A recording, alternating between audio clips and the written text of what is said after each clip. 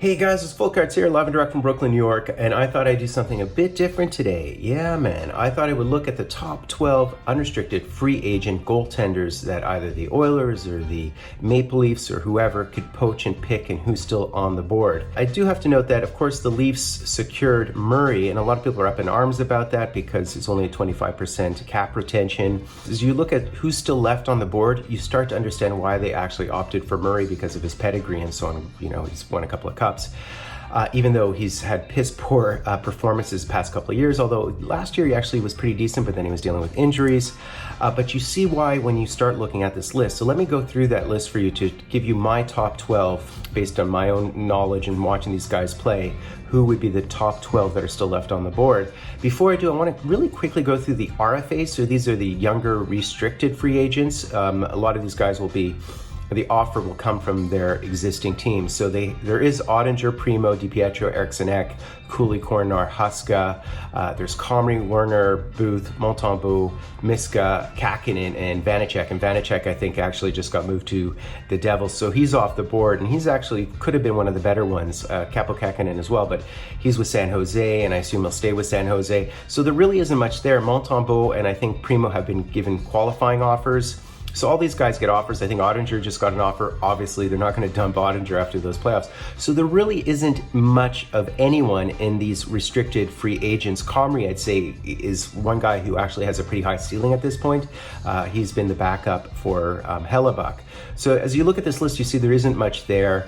And these cats are probably going to stay with their team. DiPietro hasn't really done much yet. He's only been involved in a few games. So we'll see. So let me do the top 12 of the restricted free agents. Now, you know, this is almost like an honorable mention. Holtby would be way higher on the list, but I'll take him number 12 because I think there's a lot of sort of mumblings and rumblings about him retiring. But you know, he's had two terrible years. His last year in Washington was brutal. His year in Vancouver was brutal, although he had a decent start. But last year with Dallas in front of a very capable blocks forward defense, he actually put up a very good .913 save percentage and looked really good. I think he's actually somebody who, if he were available, you would to look at as a 1C, 1B, because he does have a Vizina trophy, he does have a Jennings trophy, and he does have a Stanley Cup. And he put up a very good 2.78 last year. So I think he's actually someone who you might want there, particularly if you have a young goaltender as a 1A. Yet he's really, really high risk because of injuries, and I don't even know if his heart's in it anymore. So that's number 12. And of course, Holtby would only cost like $2 million, so that's why he'd be good. Number 11 is Michael Hauser. Now, you know, this is how poor the list is. I'm already at 11, and Hauser is a 29-year-old. He hasn't really been in the NHL. He's like 6'1", maybe 6'2" total. He's an American-born player. But his numbers in the NHL, all 6 games of them have been actually half decent. He's sort of has like a .917 save percentage and under 3 goals against average. But in his few games with the Buffalo Sabres in 2021-22, he looked spectacular. He had .948 save percentage, and he's somebody who you get basically for free. You know, he's somebody who you would sign, and you don't even know if he make the team. And if he did and he caught fire, he can do something. So probably not the right fit for the Oilers and the Maple Leafs, who really want to go and need some certainty between the pipes.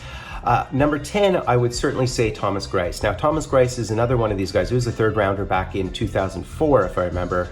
Another one of these 6'2" goalies, but he's 36 at this point. So you're getting somebody who you can count on in terms of sports psychology. What people don't realize is his NHL totals are actually very respectable. It's basically a .912 save percentage and .272 goals against. So really solid for the most part. He's coming off a bad year again, though. So he was, I think, at around .890 in terms of save percentage last year. But prior to that, he was up in the 920s and up in the 9-teens. Of course, that was with the Islanders. Although his first year with Detroit, he was very able and looked really good. Again, with a guy like this, you get a little bit of pedigree. He's a German guy who played for the World Juniors. He won the Jennings when he was with the Islanders. And he's probably in the $3 million ballpark. He's somebody you might have to opt for if you have no other choices.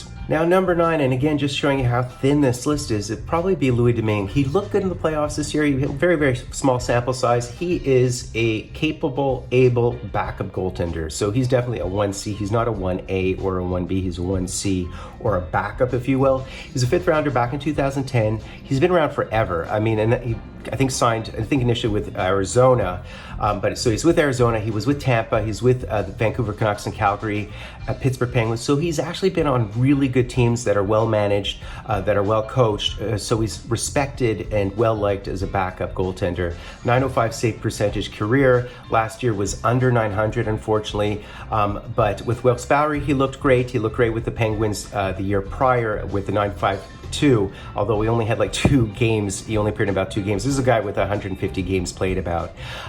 But, you know, if you need a backup, he's the guy you'll go for. And of course, Domingue costs absolutely nothing.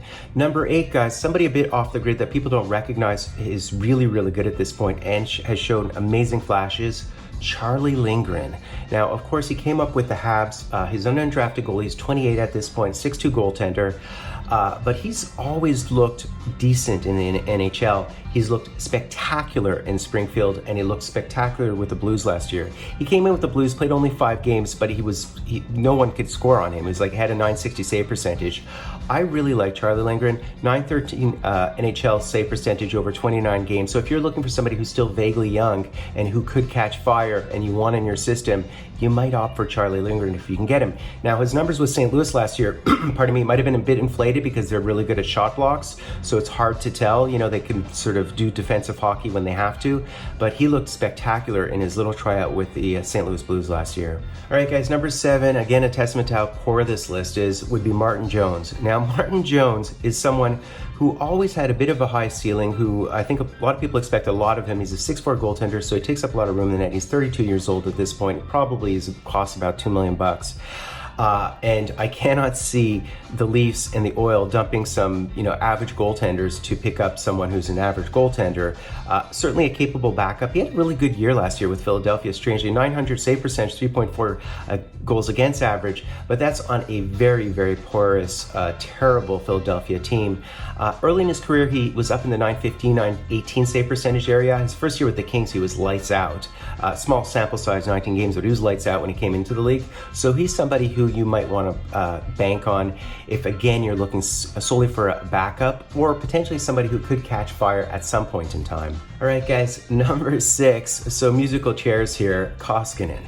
Koskinen is someone who basically you're banking on someone who fills up the entire net. He's 6'7". He's a bit lumbering. He's very lumbering. He's somebody, when his technicals are good, he can actually show a lot of flair, a lot of grace, and be a very, very good goaltender. Unfortunately, he is always a 1B, sometimes a 1C. I see him as a backup or a 1B, and he had a lot of consistency issues last year. He had under 900 save percentage the year prior, so he's always been around a 900 save percentage, 905, something like that.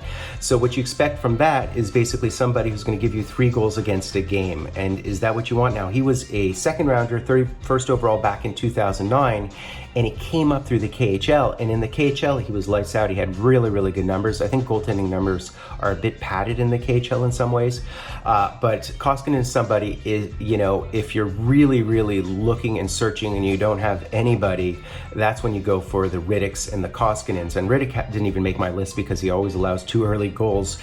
He never gets his sea legs under him when he starts games off. Koskinen's very similar. He can let in some early goals and then he settles in. So a bit middle of the pack for this. And I think his price tag was $4.5 million. I think that's too much for that guy. I think he's a $2 million guy. That's my feeling on that. Number 5, I'm going to toss in Kevin Lankinen. Why do I toss in Kevin Lankinen? It's because you don't really know what you get with Kevin Lankinen. He showed brilliant flashes in his first year. He's a 27-year-old goaltender, so a bit on the young side for a goaltender. Goaltenders take a ton of time to develop. Usually they're not ready until 24, 25, unless they're prodigies. A lot of those guys develop in the KHL, as I said, before they come to the NHL. Kevin Lankinen was in the Liga, so he was basically playing with Helsinki for, like 5 years before he came to the NHL. In fact, he was in the AHL before the NHL with the Ice Dogs. And in his 2 years with the Blackhawks, the benefit of him is he saw a ton of action. He saw a ton of pucks. So he's somebody where you're banking on a young goaltender who might be able to break out. Unfortunately, he had like an 890 save percentage last year. The year before, about a 910, 909, 910. But we're talking about a guy who allows about 3.25 goals against with a really terrible, porous team in front of him. So maybe that translates to 2.5 on a better team. He's somebody who you might just want to take a risk with, take a chance with. And of course, it doesn't cost anything because he hasn't done anything yet. And I think he was making $800,000. So he's somebody who basically low floor, high ceiling. All right, guys, number 4, we have to go Jaroslav Halak. Now, he's 37 years old. He's over the hill. We're talking about a 9th rounder back in 2003 by the Montreal Canadiens. He just fights for the puck and fights for the puck and fights for the puck. He's 5'11". Now he's had some injuries, but he's kind of amazing. I mean, this is a guy who probably should not have played. I think he's played 556 games in the NHL. This is some guy who we would have assumed would have played maybe 100 games in the NHL. A 9.16 save percentage, a 2.5 goals against average, and it's somebody who's won the Jennings twice because he won in 2011 and 12, I think, with St. Louis, and he won it again in 2019-20 with Tuukka Rask in Boston. Very capable, played for the World Juniors. I mean, this is a guy who's just proven himself over and over again. But he's old at this point, guys. Very average. I think he's basically a 905 save percentage guy, and he cannot play the 30, 40, 50 games he played early in his career. Now he's somebody who you'd be lucky if he plays 15, 20 games. But 1.5 million cap hit. If he's healthy, he can do something. All right, guys, top 3. I have to go with Samsonov. Ilya Samsonov, I can't believe he's out there and he's available. I think he's somebody with a high ceiling and low floor again, but you really don't like, he was a first rounder. He was a 22nd overall back in 2015 in the McDavid draft. He has some size. He's 6'3". He's 25 years old, so he's in his prime. Like, he's the kind of guy that the Leafs might want to take a chance on, who could develop into a great goaltender, a bit like Lindgren, and you just don't know. Maybe they do nothing, maybe they do a ton. But with the Caps last year, he did have a 912 save percentage. His overall save percentage after 94 games played in the NHL is 903. But he's under 3 goals against. Of course, playing on teams who block shots in the Capitals. I've played with the Hershey Bears, put up average numbers with the Hershey Bears, looked great in the KHL. We're talking like a 930 save percent in the KHL over a 3-year or 4-year sample. So Ilya Samsonov, man, 6'3" goaltender. You won't have to pay him much, probably just a couple $1 million because he hasn't done anything yet. I think somebody might want to take a chance on this guy. He's a bit like the Vitek Vanacek. You know, it's hard to know what you're going to get until you get it because he's still in development. But he's only 25 years old, so that's a very good thing. So you guys see where I'm going with this. Number 2 is Jack Campbell. If you're the Leafs, I don't know how you give him up. I think there's just no one out there, and this guy has shown promise, and he's done what. And I know everybody will talk about saves above replacement and all that. But at the end of the day, you have to look at the personality and you have to look at his numbers and his save percentage numbers and whether he gets you there or doesn't get you there. He's absolutely a 1B. On some teams, he's a 1A. We're talking about a guy who has size. He's 6'3". He was the 11th overall pick. Don't forget, he's a first rounder by Dallas back in the 2010 draft. Always takes a ton of time for goalies to develop. He kind of rotted with the Texas Stars for many years, but he played well with them. I mean, he put up like 940 save percentage with the Texas Stars. So I think he's somebody who has always shown a lot of promise and so on. Let's just look at a sample size with the Toronto Maple Leafs. He put up a 915 save percent, 920, 914. Last year he had a bad year, but he actually had a decent start. He looked amazing in patches, and then he kind of lost his game and lost his confidence. He's a sensitive kid, man, which what makes him so interesting, why he's loved by teammates.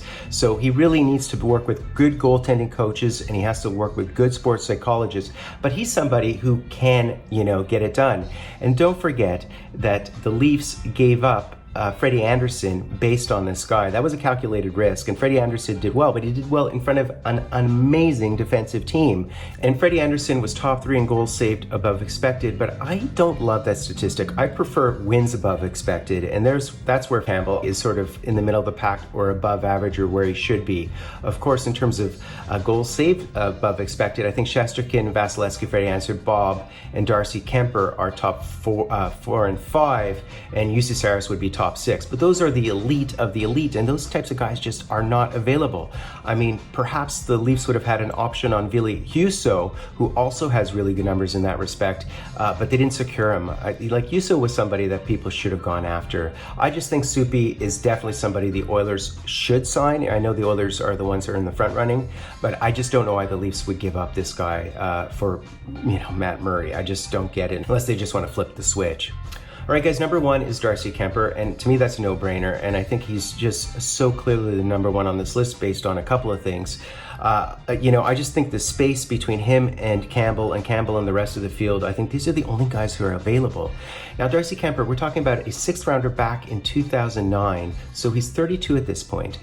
He has had injury issues, so that is the big asterisk, but the same could be said about Freddie Anderson, by the way, who wasn't able to play in the playoffs, so the Canes tanked.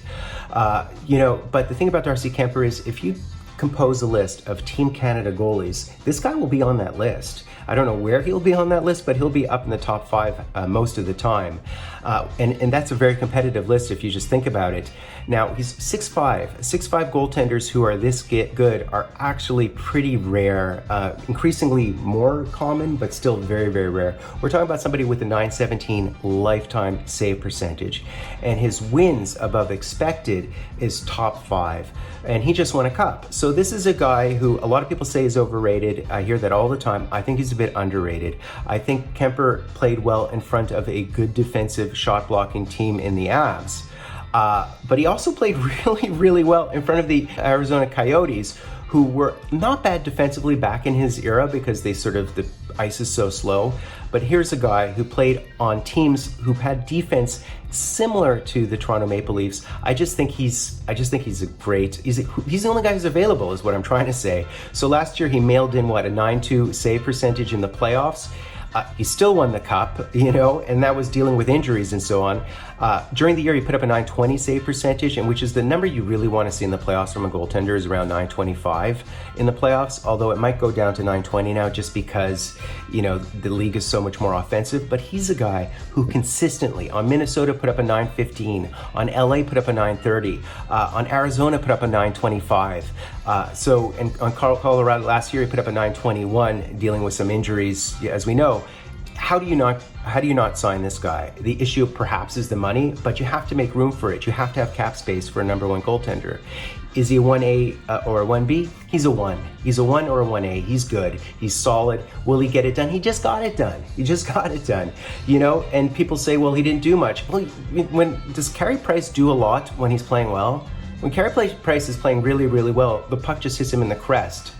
And the puck isn't even in the zone because he's so good offensively that he gets it the hell out of the zone. So I think Darcy Kuemper is the guy you have to look at. And again, the price tag, he was 4.5 last year. So what is it? I don't follow this stuff. Is he 6 now? Is he 7 now? Maybe. But you have to find cap space for a goaltender, for a playoff goaltender, if you're ready to go in the next year or 2 or 3.